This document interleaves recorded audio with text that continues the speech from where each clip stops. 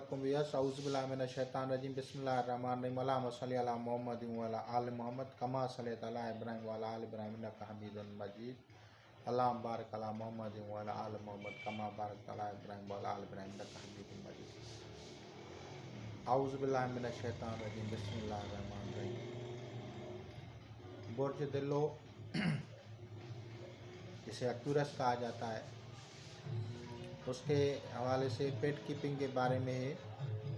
तो वो कौवों को खाना खिलाए, कौवों को पाले, या जो है तोता पालना उसके लिए मुफीद है।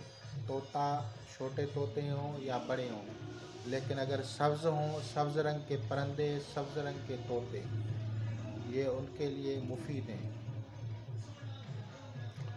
इसके अलावा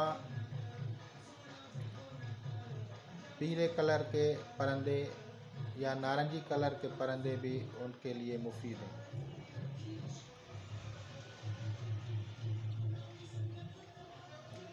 या जो है वो दरिया में खाना जो है डाले मछलियों को, या दरियाई जानवर जो हैं उनको अगर वो पालेगा तो उससे भी उसको खैर व बरकत होगी। या इनको वो खाना खिलाए या उनको अपने घर में रखे तो उनको जो है तरक्की और खुशहाली होगी। खुदा हाफ़िज़।